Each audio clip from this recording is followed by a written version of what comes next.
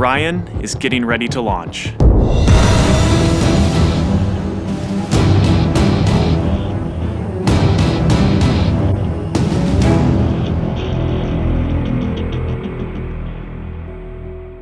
My name is Kelly Smith, and I work on navigation and guidance for Orion. Orion is NASA's next-generation spacecraft. Built with versatility in mind, it can take astronauts deeper into space than we've ever gone before, to an asteroid or even onto Mars. For these missions, Orion has to be one tough spacecraft, withstanding high speeds, searing temperatures, and extreme radiation. Before we can send astronauts into space on Orion, we have to test all of its systems. And there's only one way to know if we got it right: fly it in space. For Orion's first flight, no astronauts will be aboard.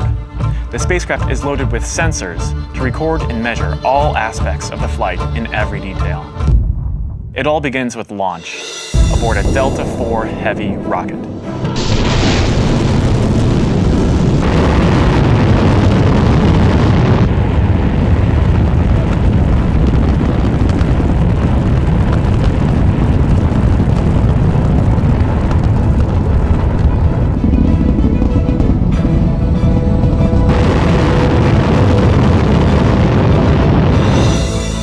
As it punches into Earth orbit, Orion will jettison its launch abort system. The abort system is a safety feature designed to pull Orion and its crew out of danger if there were a problem with the rocket during ascent. Orion's journey is just beginning. As the spacecraft and the upper stage begin their first lap around Earth, Mission Control in Houston is monitoring the progress of the flight. Orion's over 100 miles up and going about 17,000 miles per hour. Just as it passes over the Indian Ocean, we lose communication.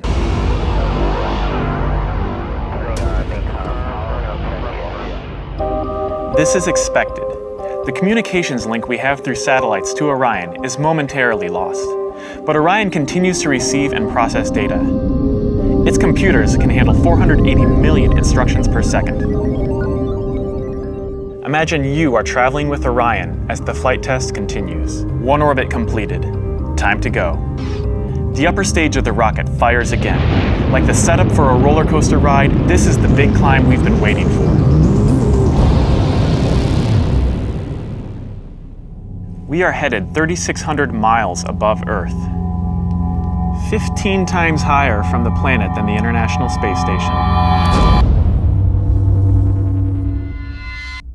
As we get further away from Earth, we'll pass through the Van Allen belts, an area of dangerous radiation. Radiation like this could harm the guidance systems, onboard computers, or other electronics on Orion. Naturally, we have to pass through this danger zone twice, once up and once back. But Orion has protection. Shielding will be put to the test as the vehicle cuts through the waves of radiation. Sensors aboard will record radiation levels for scientists to study.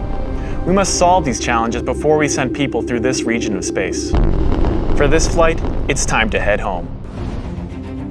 The upper stage of the rocket triggers separation. Orion's jets fire to turn it into the proper position to re-enter Earth's atmosphere. No matter what happens now, we're coming in. 75 miles above Earth, the spacecraft enters the atmosphere. Things happen quickly. We're now traveling more than 20,000 miles per hour. Air particles pushed out of the way heat up. An envelope of hot plasma surrounds the vehicle as it plummets towards Earth. The plasma reaches temperatures of 4,000 degrees Fahrenheit, almost twice as hot as molten lava. This may be the most dangerous part of the flight. Mission Control is monitoring all the data from the spacecraft, and then we lose communication again. No data can penetrate the plasma. Orion is on its own. Orion is inside a fireball. Onboard systems ignite jets to keep the ship pointed correctly, so the specially constructed heat shield takes the full brunt of the inferno. This is the largest heat shield of its kind ever made. Orion's computers command the spacecraft to bank like an airplane, keeping a precise path to the landing site. Even though we've slowed from 20,000 miles per hour to about 300 miles per hour, we're still traveling amazingly fast. We must slow down to safely land in the ocean. Luckily, we have parachutes. Specially designed for Orion, the parachutes help us hit the brakes, but not too quickly. One day people will be aboard, so deceleration must happen in stages to keep things comfortable for the crew. The forward bay cover jettisons.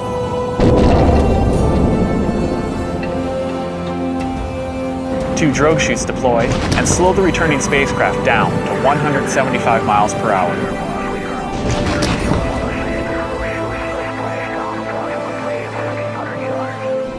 Then, the three main parachutes open.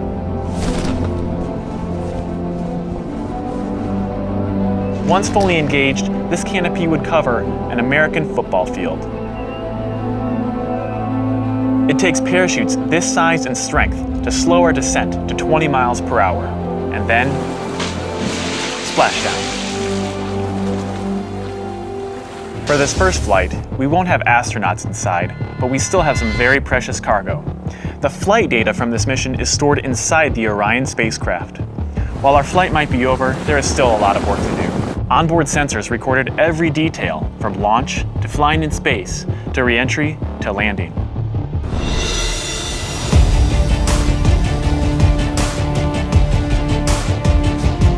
Flight tests are difficult and complex, but they give us confidence that the systems we have designed work under real flight conditions.